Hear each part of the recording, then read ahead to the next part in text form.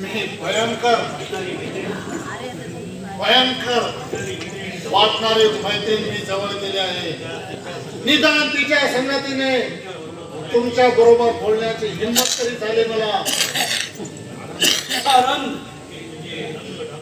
अरे हे तुझे रंगढंग आहेत ना तुझे शब्द ऐकून हे प्राण झाले. चल आत्ताच्या आत्ता तुझे कपडे घे आणि जातो म्हणतो. का? अरे शरम नाही वाटत तुला परत विचारायला मला?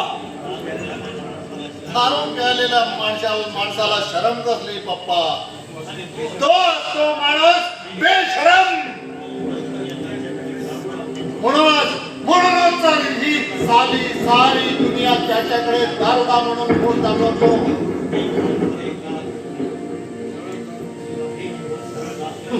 अरे एक दिवस सरळ जात नाही तुझा.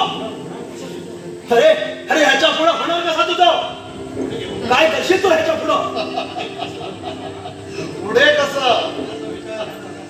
पुढे कसं याचा विचार करणारा माणूस हा आनंद नाही बाबा. उद्या माझं काही बरं वाईट झालं ना तरी मी तुम्हाला दोषी ठरवणार नाही. जरी तुम्ही दोषी असला तरी.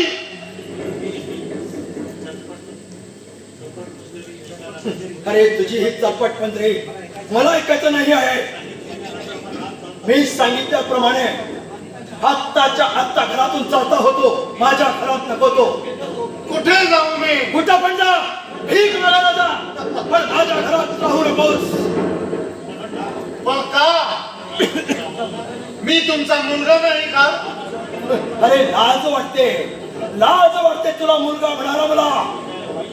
अरे तुझ्या वागण्यामुळे सगळं गाव हसतोय मला. अरे गावाला ज्ञानाचा उपदेश देणारा हा दादा खोत आज तुझ्या वागण्यामुळे सारा गाव हसायला थुंकायला लागलाय मला. कुठं पाहिजे तिकडे दारू पिऊन लोळत असतो तो. आता हे मला काही सहन होत नाही सांगून ठेवतो मी तुला. तेव्हा यापुढे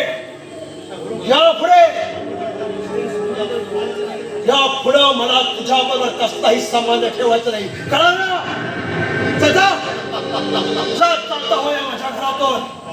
बाबा तुम्ही माझ्या बरोबरचे संबंध तोडून टाकणार? तोडून टाका. वाटल्यास मला सुद्धा तोडून टाका. पण एक पप्पा मी मेलो ना तर एक संबंध कधीच तुटणार नाही पप्पा.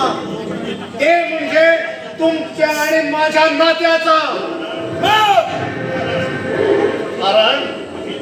कारण माझे जन्मदाते आहात तुम्ही. जन्मदाता वडील नमस्कार. नमस्कार वडील नमस्कार. म्हणे संबंध तोडून टाकणार. या घरातून चालता हो. मी म्हणतो तुम्हाला काय अधिकार आहे मला चालता हो म्हणून सांगायला? अरे या घराचा मालक आहे मी. जन्मदाता आहे मी या घराचा. मी सुद्धा मालक आहे या घराचा. अमृत पण हक्काने.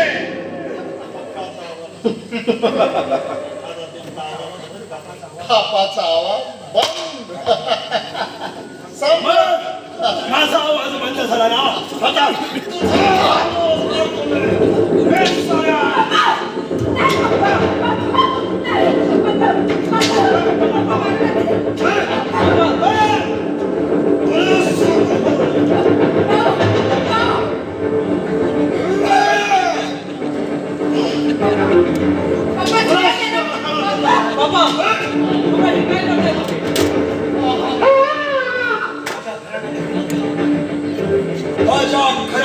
कलंक लावणारा कुलांगराचा असाच करणार आहे. वाटच तुला खतम करायला सुद्धा माझे पुढे पाळावं नव्हे. तुझा खून करायला सुद्धा माझे पुढे पाळावं नव्हे. सांगून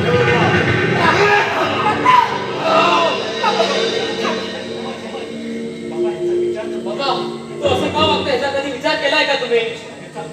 अरे या दारुड्याचा कसला विचार करायचा नाही.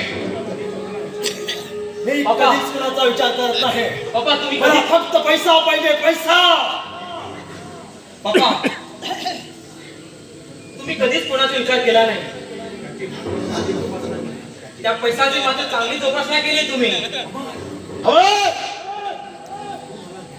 अरे आता तू मला ज्ञानाचे पाठ शिकवायला लावणार आहेस काय? अरे कोण समजतोस तू स्वतःला? तुमचा मुलगा म्हणून तुम्हाला विचारतोय, आम्ही असे का वागतो? त्याला कारण कोण? मात्र जबाबदार तुम्ही आहे बाबा. 4 मुलांपैकी एकावर तरी कधी माईची पाकं गाण्याची प्रयत्न तरी केलाय का तुम्ही? नाही. कसं करणार? कारण तुम्हाला वेळच नाही. तुम्ही सर्वांनी प्लॅनिंग करून माझा असा अपमान करण्याचा निर्णय घेतलेला आहे. अरे तुम्हाला काय सांगायचं असं ते सांगून टाका. मी माझा समर्थ राहील. माझा मी कधीच सोडणार नाही. मला फक्त पैसा पाहिजे, पैसा. तुम्ही काय करायचे ते करू नका.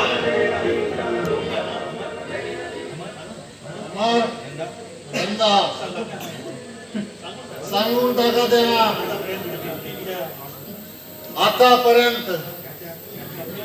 आतापर्यंत याच्या भीतीला भिवून दिवस काढले आहेत मी. पण आज मी तुम्हाला एक भीषण सत्य सांगणार आहे.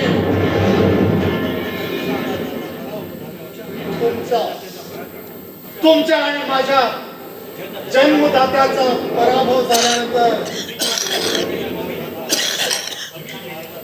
स्वीकारलेल्या एक नवीन मार्गाचा खुलासा करणार आहे मी.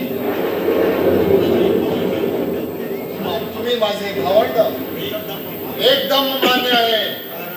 कारण भाऊ बहिणीचा प्रेम तुम्ही मला दिला आहे. पण मी तुमच्या रक्ता मांसाचा भाऊ नाही आहे. सर्वत्र भाऊ सुद्धा नाही. तर आश्रित भाऊ आहे. आश्रित भाऊ आहे मी तुमचा.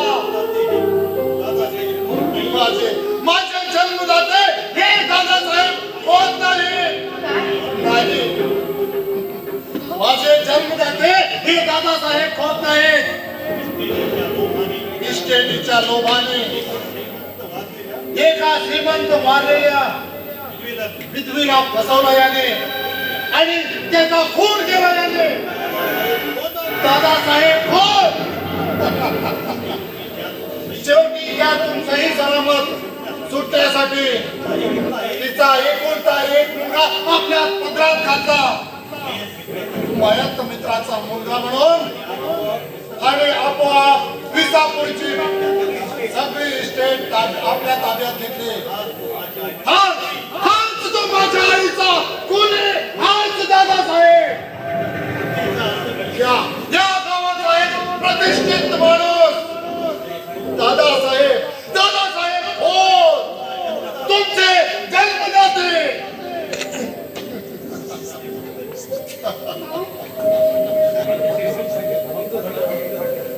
दादासाहेब कोण? तुमचे जन्मदाते.